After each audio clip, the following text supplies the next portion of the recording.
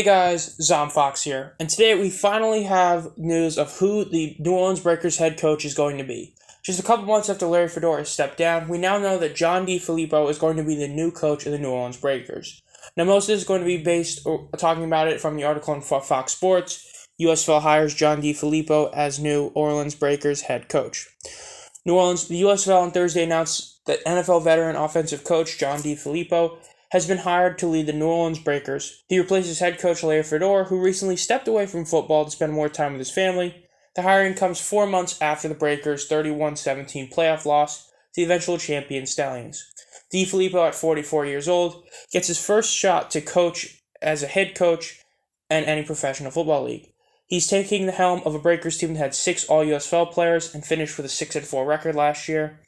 And then starting the USFL second season in April 2023, he hopes to bring an exciting brand of football to New Orleans Breakers fans.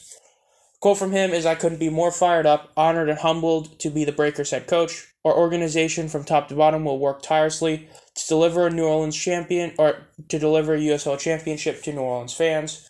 Our staff will be great, energetic teachers to help young men succeed at the highest level and continue their dream of playing professional football." Now, in terms of what he's done, most of it is in this paragraph. Born in Youngstown, Ohio, he's the son of a football coach.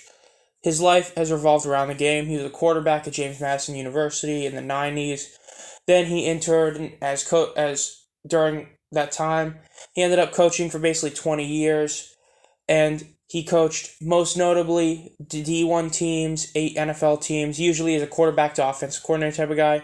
And during their Super Bowl run in 2018, he was the quarterback coach for the Philadelphia Eagles. Naturally, he was the quarterback coach for Wentz and Foles, and that year they did really, really well, especially considering how great they were. Most recently, it was with the Bears when he was early on developing Justin Fields. So, to put it simply, in terms of his career stat line, is moving away from the article, this is the list of essentially every single place he's coached during his career. In terms of that whole stat, when you look at it, some of it isn't the most memorable, but he did coach the Raiders as a quarterbacks coach for a couple of years before they got Derek Carr. Then he was an OC for the Browns. With the Eagles, the biggest takeaway there is that Carson Wentz, before he got hurt in 2017 and before, the last couple of years where he's looked pretty bad, he was on pace to be the league MVP that year if he had stayed healthy. I think everyone knows that. So he would have been able to be the quarterback coach to the eventual Super Bowl, not just the Super Bowl champion Nick Foles, which he did also quarterback him as a coach, but he would have coached the MVP of the whole league in Carson Wentz. So in that job, he did very well.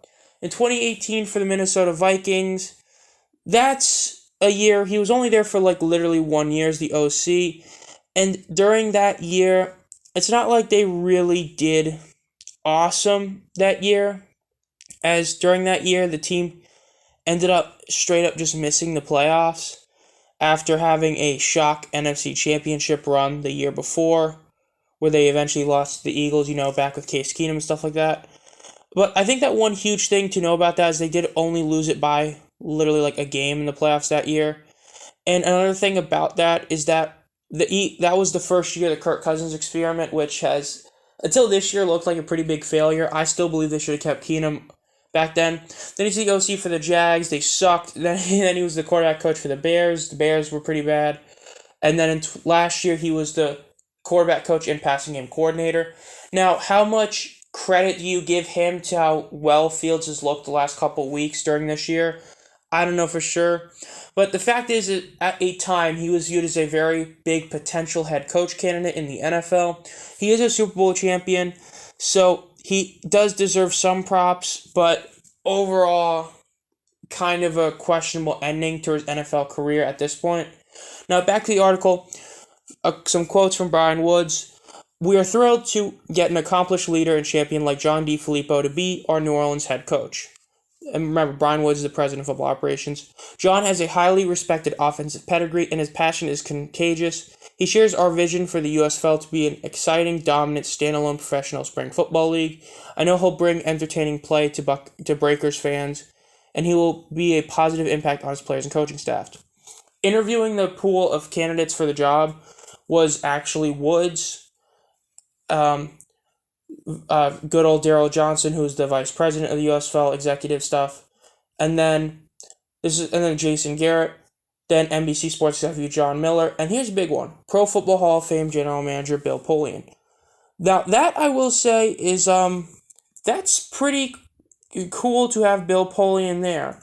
I think that's a very telling sign. Granted, I may not have kept up with this fully, but I don't remember him having that much of a hand in the USFL at this point so far. But you gotta remember, Bill Polian actually was in the original USFL for the Chicago Blitz. So he's one of the guys that was in the USFL originally.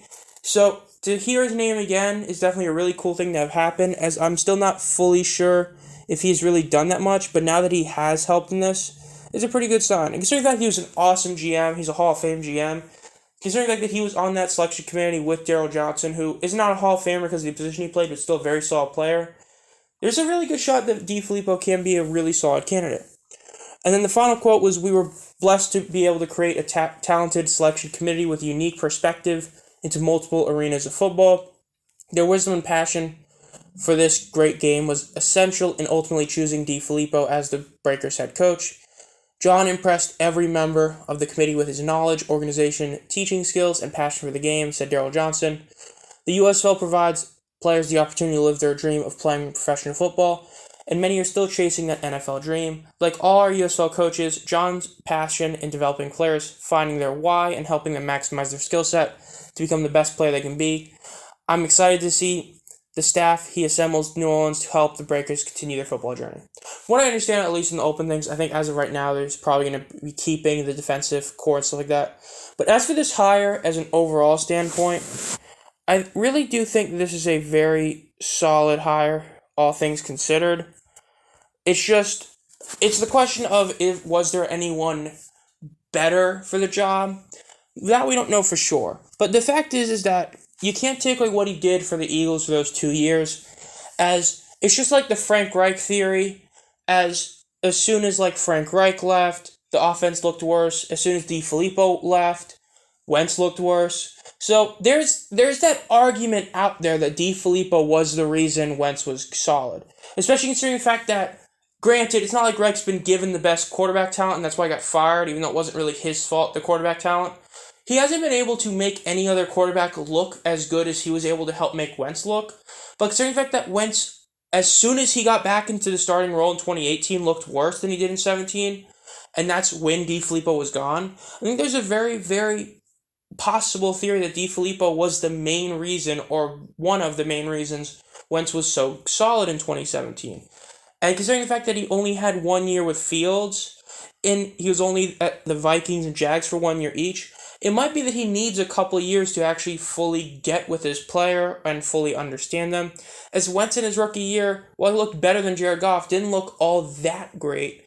But then come his second year, he had that huge jump. And now we're seeing that halfway through the season, about in the NFL this year, with Fields looking a lot better than he did last year.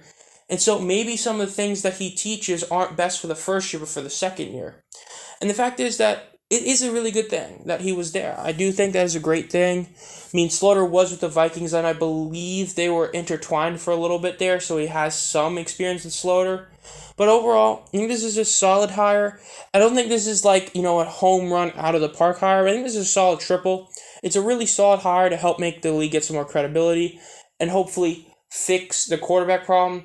As even though Slaughter was the All-USL quarterback, like I've said many times before, he was only the All-USL quarterback because he had the yards and his team was winning. As in terms of actual quarterback play, a lot of his mistakes that he would made kept them from being an 8-2 type team. So if they can bring back the same team, get a couple new pieces, and have Slaughter develop more, this team could be a legit threat for this next season. But we'll have to wait and see. This has been Zomfox. If you enjoy this content and want to be notified of any videos, make sure to subscribe and hit the bell, and as always, have a great night.